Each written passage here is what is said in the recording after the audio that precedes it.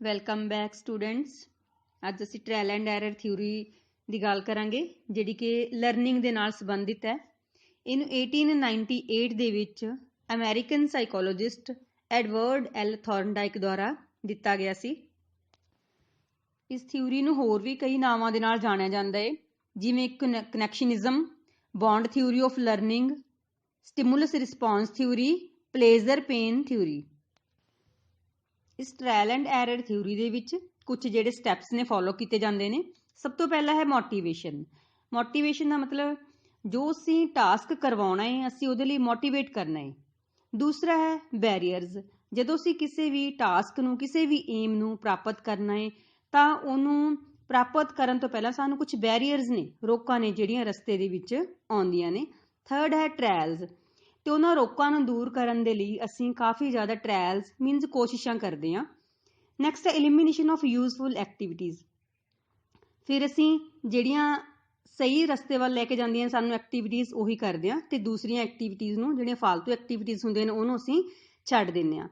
Chance success ते फिर अचानक की हुंदा है सानूं जिहड़ी सक्सैस है वो प्राप्त हो जाती है। करैक्ट एक्टिविटीज़, फिर इस तो बाद असीं जिहड़ी करैक्ट एक्टिविटी दे नाल सानूं सक्सैस मिली है सिर्फ ਉਹੀ करते हैं। अचीवमेंट ऑफ गोल, फिर जिहड़ा साडा गोल हुंदा है अचीव हुंदा है असीं उहनूं प्राप्त कर लैंदे हां। Next is satisfaction. ते जदों असीं अपने गोल नूं अचीव कर लैंदे हां तां सानूं जिहड़ी सैटिस्फैक्शन आ ओह मिल जांदी है। थॉरनडाइक ने कुछ लॉज दिते ने सिੱਖਣ ਦੇ ਨਾਲ जो कि रिलेटेड ने। लॉज नूं दो पार्ट्स ਦੇ ਵਿੱਚ डिवाइड ਕੀਤਾ ਹੋਇਆ है, primary laws and secondary laws. सब तो पहले असीं गल करांगे प्राइमरी लॉज के बारे च, प्राइमरी नियमां दे बारे च।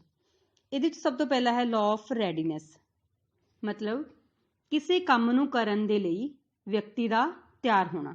जदों कोई भी व्यक्ति किसी काम नूं करन दे लई तैयार हुंदा है तां उस काम नूं करके उहनूं खुशी प्राप्त हुंदी है। सैकेंड लॉ है लॉ ऑफ एक्सरसाइज, अभ्यास दा नियम। जदों कोई भी व्यक्ति उहने कोई काम करना हुंदा है ते वो किरिया नूं बार-बार करदा है ਤਾਂ ਉਹ ਉਸ ਕੰਮ ਨੂੰ ਕਰਨ ਦੇ ਵਿੱਚ ਐਕਸਪਰਟ ਹੋ ਜਾਂਦਾ ਹੈ। ਤੇ ਜੇ ਅਸੀਂ ਕਿਸੇ ਕੰਮ ਨੂੰ ਵਾਰ-ਵਾਰ ਨਹੀਂ ਕਰਾਂਗੇ ਤਾਂ ਉਸ ਕੰਮ ਨੂੰ ਅਸੀਂ ਥੋੜੀ ਦੇਰ ਬਾਅਦ ਭੁੱਲ ਜਾਂਦੇ ਹਾਂ। ਥਰਡ ਹੈ ਲਾਅ ਆਫ ਇਫੈਕਟ, ਪ੍ਰਭਾਵ ਦਾ ਨਿਯਮ। ਇਸ ਅਨੁਸਾਰ ਵੀ ਜੇਕਰ ਮਨੁੱਖ ਨੂੰ ਉਹ ਕੰਮ ਜੋ ਕਿ ਉਹ ਕਰ ਰਿਹਾ ਹੈ ਉਹਦੇ ਤੋਂ ਉਹਨੂੰ ਸੈਟਿਸਫੈਕਸ਼ਨ ਮਿਲ ਰਹੀ ਹੈ ਤਾਂ ਉਹ ਕੀ ਕਰੇਗਾ, ਉਸ ਕੰਮ ਨੂੰ, ਉਸ ਕਿਰਿਆ ਨੂੰ ਅਡਾਪਟ ਕਰ ਲੈਂਦਾ। ਜੇ ਕੰਮ ਉਹਨੂੰ ਸੈਟਿਸਫਾਈਡ ਨਹੀਂ ਕਰਦਾ ਤਾਂ ਉਸ ਕਿਰਿਆ ਨੂੰ ਉਹ ਕਰਨਾ ਛੱਡ ਦਿੰਦਾ ਹੈ। Secondary laws, law of multiple response. ਜਦੋਂ ਸਾਡੇ ਸਾਹਮਣੇ ਕੋਈ ਵੀ ਨਵੀਂ ਸਮੱਸਿਆ ਆਉਂਦੀ ਹੈ ਤਾਂ ਉਸ ਸਮੱਸਿਆ ਨੂੰ ਹੱਲ ਕਰਨ ਦੇ ਲਈ ਅਸੀਂ ਬਹੁਤ ਸਾਰੀਆਂ ਐਕਟੀਵਿਟੀਜ਼ ਕਰਦੇ ਹਾਂ। ਮਤਲਬ ਕਿ ਮਲਟੀਪਲ ਰਿਸਪੌਂਸ ਅਸੀਂ ਰੈਡੀ ਕਰਦੇ ਹਾਂ। Law of mental set.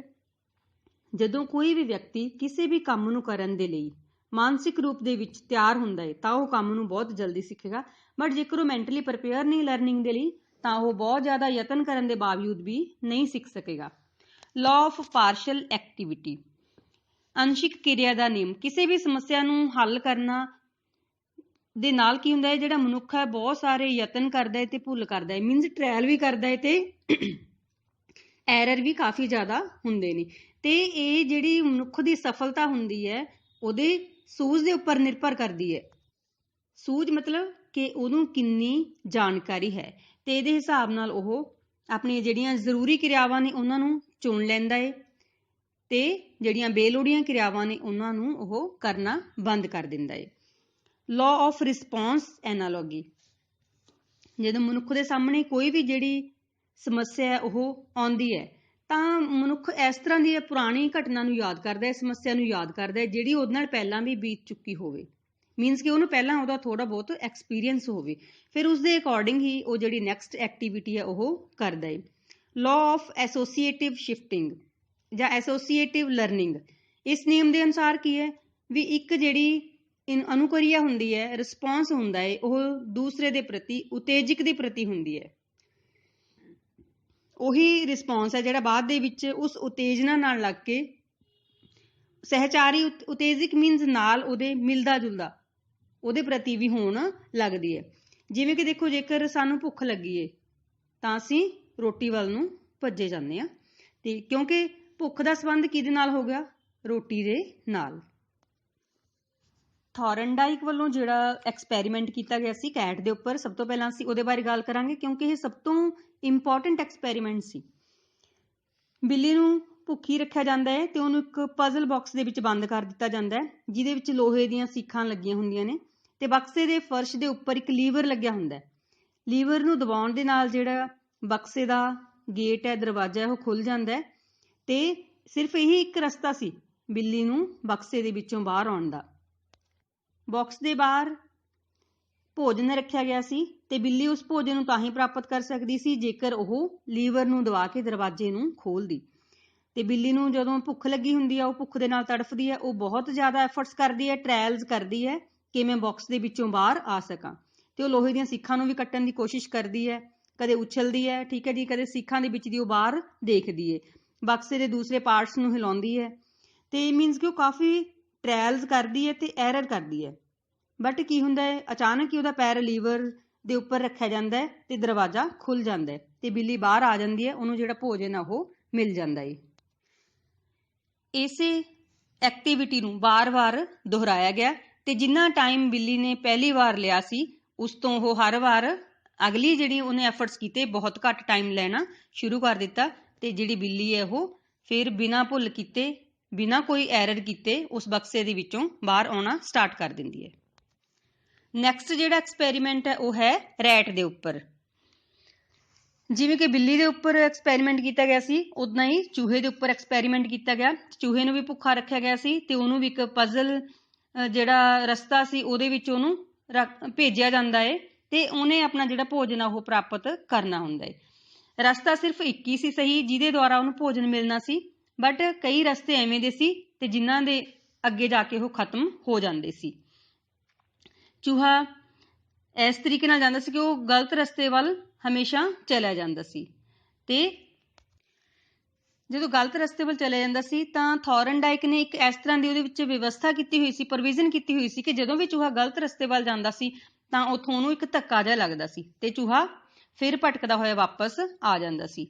ਤੇ ਇਸ ਤਰੀਕੇ ਨਾਲ ਉਹਨੇ ਬਹੁਤ ਜ਼ਿਆਦਾ ਜਿਹੜੇ ਟ੍ਰਾਇਲਸ ਕੀਤੇ ਤੇ ਹੌਲੀ ਹੌਲੀ ਉਹਨੂੰ ਜਿਹੜਾ ਸਹੀ ਰਸਤਾ ਸੀ ਉਹ ਲੱਭ ਗਿਆ। ਜਿਵੇਂ ਬਿੱਲੀ ਨੇ ਪਹਿਲਾਂ ਜ਼ਿਆਦਾ ਟਾਈਮ ਲਿਆ ਸੀ ਉਸ ਤਰੀਕੇ ਨਾਲ ਚੂਹੇ ਨੇ ਵੀ ਜ਼ਿਆਦਾ ਟਾਈਮ ਲਿਆ ਤੇ ਉਸ ਤੋਂ ਬਾਅਦ ਹੌਲੀ ਹੌਲੀ ਉਹਨੇ ਵੀ ਆਪਣੀ ਜਿਹੜੀ ਐਰਰਸ ਸੀ ਉਹ ਘੱਟ ਕਰਤੀਆਂ ਤੇ ਭੋਜਨ ਦੇ ਵੱਲ ਜਲਦੀ ਪਹੁੰਚਣਾ ਸ਼ੁਰੂ ਕਰ ਦਿੱਤਾ।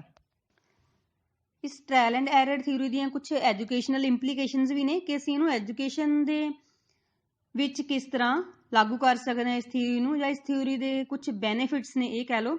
ਇੰਪੋਰਟੈਂਸ ਆਫ ਮੋਟੀਵੇਸ਼ਨ, ਸਾਨੂੰ ਇਹਦੇ ਨਾਲ ਜਿਹੜੀ ਅਸੀਂ ਮੋਟੀਵੇਸ਼ਨ ਦੀ ਗੱਲ ਕਰਦੇ ਹਾਂ ਉਹਦੀ ਮਹੱਤਤਾ ਬਾਰੇ ਪਤਾ ਲੱਗਦਾ ਹੈ। ਈਜ਼ੀ ਟੂ ਡਿਫੀਕਲਟ, ਬੱਚਾ ਹਮੇਸ਼ਾ ਈਜ਼ੀ ਟੂ ਡਿਫੀਕਲਟ ਹੀ ਸਿੱਖਦਾ ਹੈ। ਲਰਨਿੰਗ ਸਕਿੱਲਸ ਉਹਦੇ ਵਿੱਚ ਪੈਦਾ ਹੁੰਦੀਆਂ ਨੇ। ਸਾਇੰਟੀਫਿਕ ਇਨਵੈਂਸ਼ਨਸ ਵੀ ਇਸੇ ਤਰੀਕੇ ਦਾ ਸਿੱਟਾ ਨੇ ਕਿਉਂਕਿ ਸਭ ਤੋਂ ਪਹਿਲਾਂ ਟ੍ਰਾਇਲਸ ਕੀਤੇ ਜਾਂਦੇ ਨੇ ਤੇ ਫਿਰ ਐਰਰਸ ਆਉਂਦੀਆਂ ਨੇ, ਫਿਰ ਅਸੀਂ ਕਿਸੇ ਨਾ ਕਿਸੇ ਇਨਵੈਂਸ਼ਨ ਦੇ ਉੱਪਰ ਪਹੁੰਚਦੇ ਹਾਂ। ਬੇਸਿਸ ਆਫ ਹੈਬਿਟਸ, ਅਸੀਂ ਹੈਬਿਟਸ ਵਧੀਆ ਬਣਾ ਸਕਦੇ ਹਾਂ। Practice and perfection, effective learning ਵੀ ਹੋਏਗੀ ਇਹਦੇ ਨਾਲ। ਰੈਪੀਟੀਸ਼ਨ ਹੁੰਦੀ ਹੈ ਵਾਰ-ਵਾਰ। ਸੈਲਫ ਲਰਨਿੰਗ ਕਰਨ ਦੀ ਕੋਸ਼ਿਸ਼ ਕਰਦਾ ਹੈ ਬੱਚਾ। ਗੋਲ ਓਰੀਐਂਟਡ ਵੀ ਹੈ। ਗ੍ਰੈਜੂਅਲ ਪ੍ਰੋਸੈਸ ਹੈ ਇਹ। Useful for slow learners. irregular learning pace, development of positive attitude, arousing curiosity, improvement of handwriting. Thank you. Thanks.